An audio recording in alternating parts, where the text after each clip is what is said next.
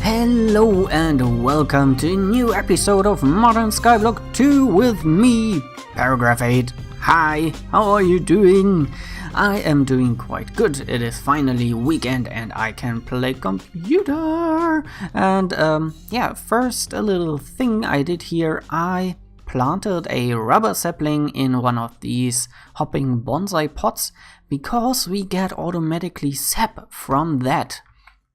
I should have done that quite much earlier. Now we can get the rubber stuff really easy. Just automatically, it just filters down in this chest here, and that's just nice to have stuff like that going. And what I want to do today is first some small quests that are just lying around, like this work table. We already made that before, but it isn't recognized by the game. Or for example, this attracting animals quest, there is just the wildlife attractor that it has to be done, and maybe also, something I wanted to also do, these two, the redstone engineering block and the light engineering block, because they keep us from these quests here, from the Grout, and that keeps us from the real full smeltery. And I want my full smeltery. I want to be able to make alloys like aluminum or alumite? Alumite it is, I think. Yeah, and stuff like that. So I will be questing a little bit and then I'll bring you back.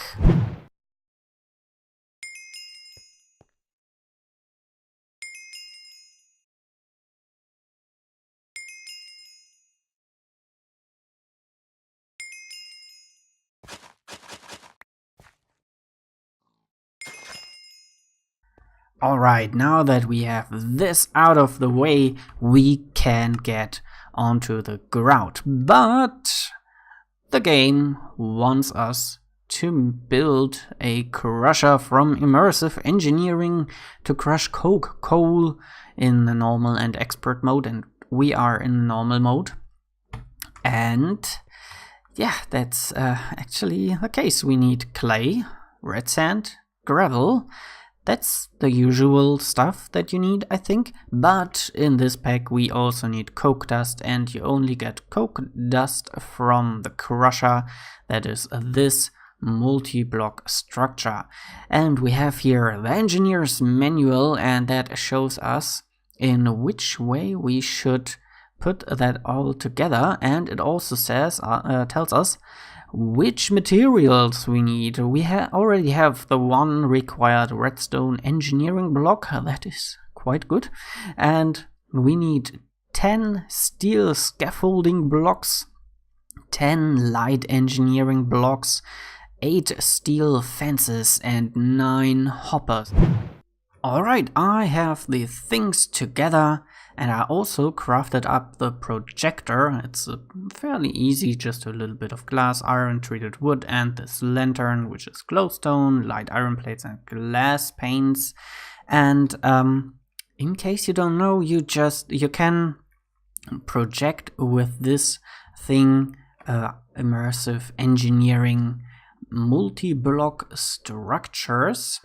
Where you have to put all of the blocks necessary and how much space this will use up, and stuff like that. And you do that after you craft that up by just putting the projector with the manual on the correct page. So in our case, the crusher, together in this crafting grid, and then it says here, crusher projector displays instructions for making a crusher, and also gives you informations on how to rotate the thing. So let's get up, because in this middle part I want to build up this multi-block, or some of the machines from Immersive Engineering.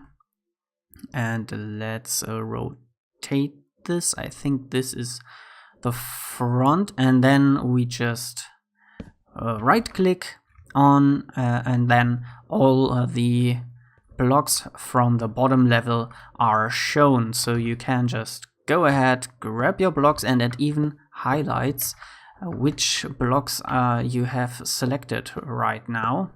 So you can just go along like this and we'll build this thing correctly. I probably still have to punch this. Middle block, yeah. Goal reached, hazardous machinery. So this is apparently the front. I wouldn't have noticed, really. This just looks all the same. And do you have to throw stuff in from the top? Oh, dang it. Can I jump on top of there from here? I think so, yeah. Yes, I can. But we need to give power to this machine to somewhere. Maybe here. Possibly here, yeah. Let me grab quickly the capacitor. Thanks to the internet, I found out that the power input is actually in the middle up top here, and yeah, now I could power it. I was able to throw in some coke coal, or yeah, coke coal it is called. Got the pulverized version, and I have grout finally. I already picked up the reward, and now we have to smelt it down, but you cannot just put it in your normal furnace. You either need a redstone furnace, which is kinda far off at the moment, or you need to smelt it down.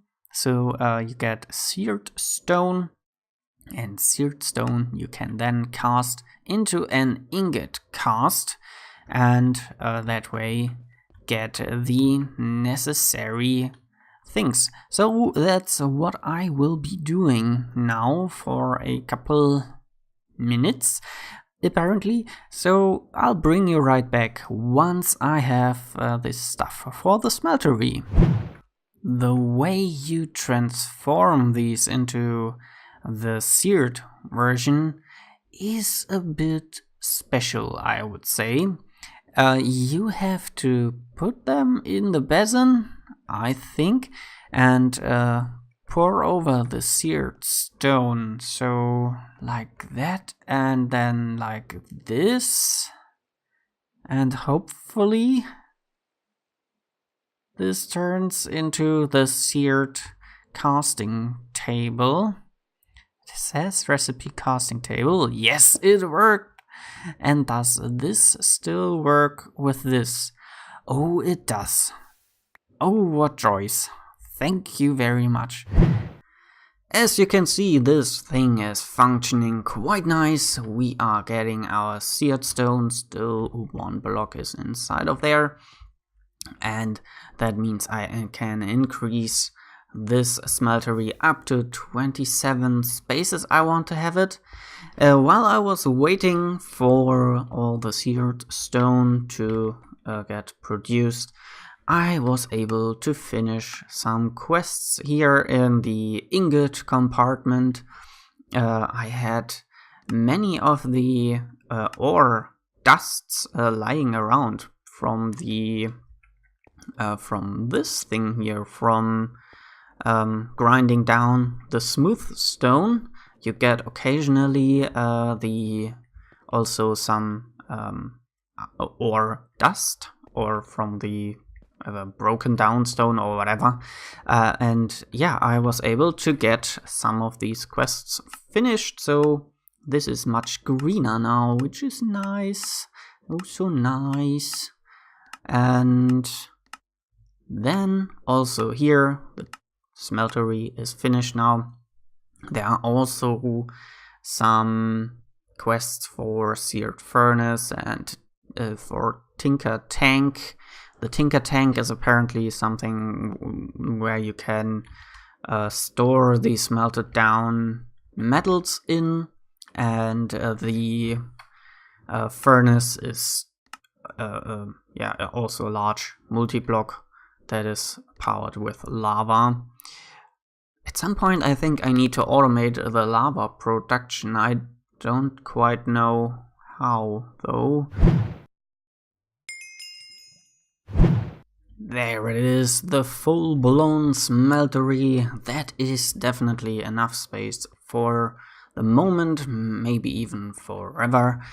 We can smelt now 27 things at once, and I also added another tank, so we have a storage of 8 lava buckets, or later on we can also use other things like pyrotheum, I think. That will also be fuel, much hotter, which means much faster smelting.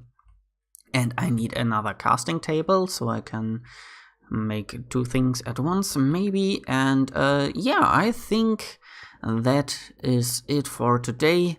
You've seen in a small clip that I made the reinforcement quest quickly because I had enough obsidian and the plate, the cast that you need for that.